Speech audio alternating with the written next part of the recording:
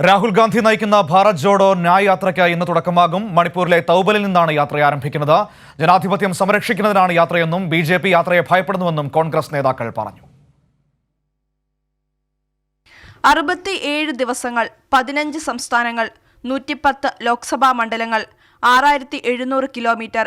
വടക്ക് കിഴക്കൻ സംസ്ഥാനമായ മണിപ്പൂരിൽ നിന്ന് ആരംഭിക്കുന്ന യാത്ര മാർച്ച് 20-ന് മഹാരാഷ്ട്രയിൽ സമാപിക്കും. ലോക്സഭാ തെരഞ്ഞെടുപ്പിന് മാസങ്ങൾ മാത്രം ബാക്കി നിൽക്കെയാണ് ഇന്ന് ഭാരത് ജോഡോ ന്യായ് യാത്രയ്ക്ക് കോൺഗ്രസ് തുടക്കമിടുന്നത്.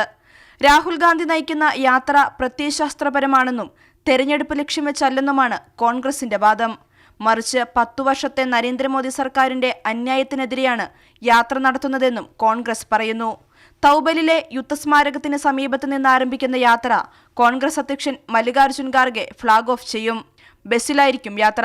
സാധ്യമാകുന്ന ഇടങ്ങളിൽ 6 കിലോമീറ്റർ നടക്കും. യാത്ര നാളെ നാഗാലാൻഡിലേക്ക് കടക്കും. അവകാശങ്ങൾ നിഷേധിക്കപ്പെട്ടവരും വിവിധ മേഖലകളിലെ പ്രമുഖരും യാത്രയുടെ ഭാഗമാകും. തൊഴിലില്ലായ്മ, ദളിത് ആദിവാസി പിന്നോക്ക വിഭാഗങ്ങൾ നേരിടുന്ന പ്രശ്നങ്ങൾ, വിലക്കയറ്റം എന്നിവ യാത്രയിൽ ഉന്നയിക്കും.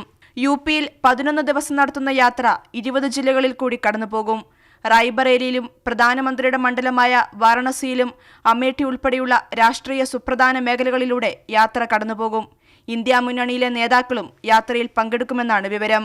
കൈരളി ന്യൂസ്, ദില്ലി.